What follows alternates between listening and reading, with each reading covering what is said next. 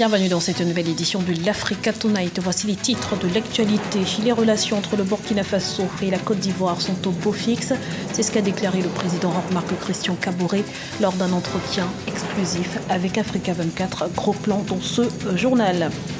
En Côte d'Ivoire, le président Alassane Ouattara s'est adressé à la nation ce jeudi à l'occasion des traditionnels vœux de fin d'année, l'occasion de dresser un bilan de l'année écoulée et d'énoncer les perspectives de celle à venir. Et puis, le président sénégalais Macky Sall s'est lui aussi prêté à l'exercice avec un accent particulier sur l'économie au regard des bonnes performances enregistrées en 2015 avec une croissance de 6,4%. Voilà qui devrait rassurer plus d'un. Les relations entre la Côte d'Ivoire et le Burkina Faso se portent bien. C'est ce qu'a déclaré le nouveau président burkinabé Roch-Marc Christian Kaboré au micro d'Africa 24. Voyez ce sujet de la rédaction. Si certains craignaient une crispation des relations entre la Côte d'Ivoire et le Burkina Faso, le nouveau président Roch-Marc Christian Kaboré rassure, il n'en est rien. Dans une interview accordée à Africa 24 le 30 décembre 2015, le nouvel homme fort du pays des hommes intègres s'est exprimé sur la question « Avec la Côte d'Ivoire, pays frère, les relations sont au beau fixe ». Nous avons une obligation de relation entre la Côte d'Ivoire et le Burkina Faso. Nous avons 4 millions de Burkinabés qui vivent quand même en Côte d'Ivoire. Et de ce point de vue-là, pour l'instant, nous sommes dans des phases de discussion. Pour le moment, en tout cas, il n'y a aucun problème qui se pose. Il se posera plus tard peut-être, mais pour le moment, non. Autre question sensible, l'affaire des présumées écoutes téléphoniques entre Guillaume Soro, président de l'Assemblée nationale ivoirienne, et Djibril Bassolé, ancien ministre sous Blaise Compaoré. Une affaire au cœur de l'actualité, mais sur laquelle le président burkinabé ne souhaite pas prendre parti. Pour le président Roch-Marc Christian Kaboré, il appartient à la justice de faire son travail.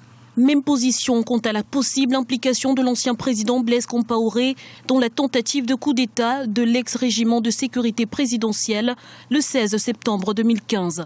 Je considère que toutes ces questions, que ce soit celui du putsch, que ce soit celui des écoutes, toutes ces questions appartiennent à la justice militaire qui travaille sur ce dossier. Je l'ai déjà dit, et nous attendons de voir la conclusion de la justice militaire. Et je l'ai dit et répété que s'il s'avérait que véritablement ces écoutes étaient authentifiées, je crois que de la part du président de l'Assemblée nationale de Côte d'Ivoire, ce serait une attitude, comme j'ai dit, inamicale. Rien de ce qui se passe au Burkina Faso ne semble donc étranger à la Côte d'Ivoire et vice-versa. Si historiquement les relations bilatérales ont connu des hauts et des bas, tout semble aujourd'hui indiquer que le nouveau président Roch-Marc Christian Kaboré ne manquera pas de renforcer les liens d'amitié et de coopération avec son voisin ivoirien, auquel son destin demeure, selon lui, indissociablement lié. Et sachez que vous pourrez suivre cet entretien exclusif avec le président Roch-Marc Christian Kaboré en intégralité sur notre antenne ce dimanche 3 janvier à partir de 19h30 GMT.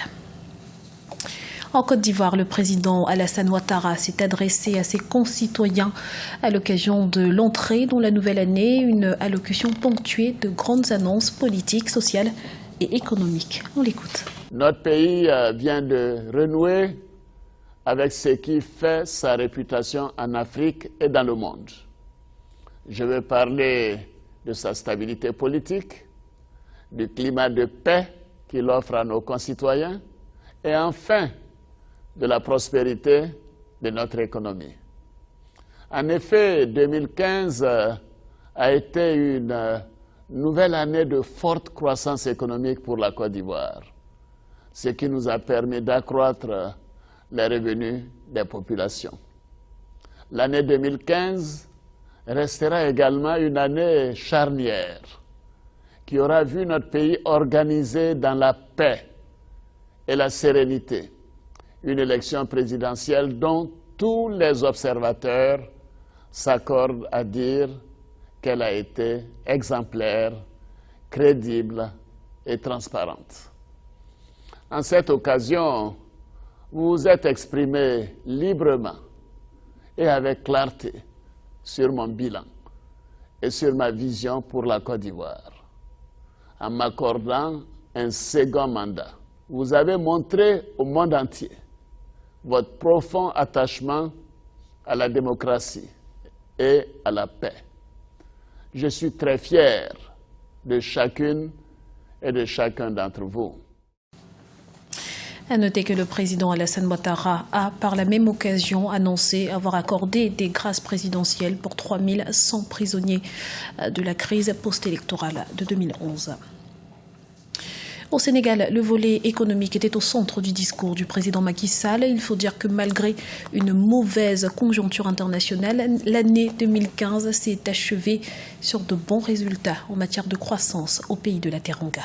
On fait le point tout de suite avec Olivia Hiré-Dobré. Un bilan satisfaisant pour l'économie sénégalaise selon le président Macky Sall.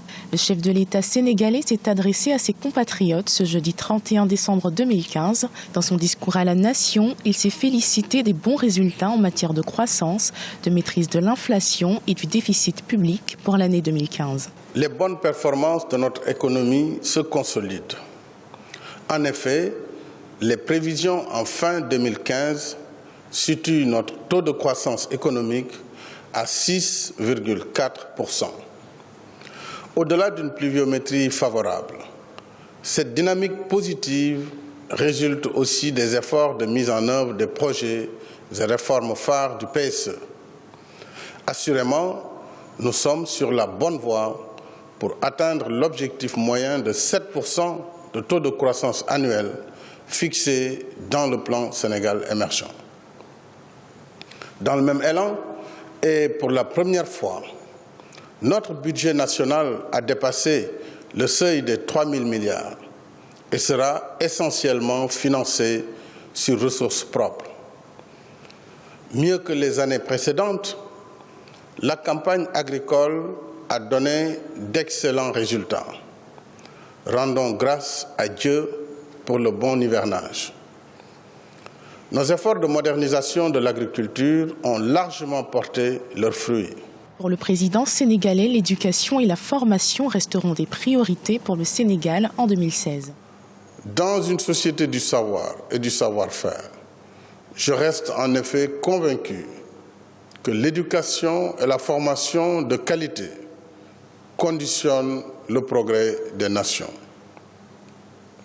Aucun investissement n'est de trop pour réaliser une école pour tous, une école de qualité, une école viable, stable et pacifiée.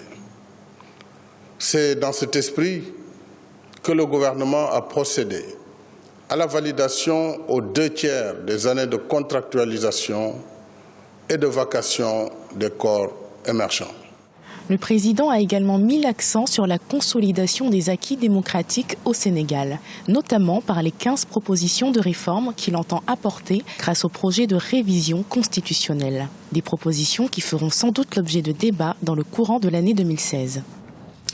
Changement de ton au Ghana, où l'heure était à la mise en garde. Dans son adresse à la nation, le président John Dramani Mahama a appelé à la responsabilité de tous suite aux différentes affaires de mauvaise gestion qui ont ébranlé son gouvernement. Les précisions d'Olivia Hiré-Dobré. Mise en garde du président ghanéen John Dramani Mahama aux membres de son gouvernement. Dans son discours du Nouvel An à la Nation, ce jeudi 31 décembre 2015, le chef de l'État ghanéen a demandé à chaque membre de son gouvernement d'être déterminé à travailler pour le bien-être des citoyens. Une exigence à laquelle nul ne devrait déroger, faute de limogeage. Je vous assure, une fois encore, en tant que votre président, que chaque membre de ce gouvernement est à l'écoute de vos préoccupations et est engagé à travailler pour le mieux-être du Ghana et de ses citoyens. Chaque membre de ce gouvernement fera respecter les engagements pris envers les personnes dont nous servons l'intérêt. Ceux qui ont failli et qui failliront à cette mission en ont déjà tiré les conséquences et il en sera ainsi pour tous ceux qui manqueront à ce devoir de vous servir. Ils seront relevés de leurs fonctions. Ces avertissements interviennent au moment où 2 ministres du gouvernement ont rendu leur démission en l'espace de 2 semaines. Suite à une controverse sur une dépense d'environ $1 million pour repeindre plus de 100 bus avec des portraits des dirigeants du pays, la ministre ghanéenne des Transports, Mme Nzifa Aku-Ativor, avait dû rendre sa démission le 24 décembre 2015. Le ministre de l'Énergie, Kwabena Donkor, a quant à lui présenté sa démission le 31 décembre 2015 pour mauvaise gestion de la crise de l'électricité que traverse le pays depuis des années. Le président ghanéen a également exprimé ses encouragements à ses compatriotes à poursuivre les efforts pour construire un Ghana plus prospère. Au moment où nous entrons dans la nouvelle année avec l'espoir d'un changement constructif et l'attente de nouvelles perspectives dans nos vies individuelles, faisons ensemble les mêmes souhaits pour notre nation au cours de l'année 2016 avec courage, optimisme et la foi dans la réussite et l'accomplissement de grandes œuvres.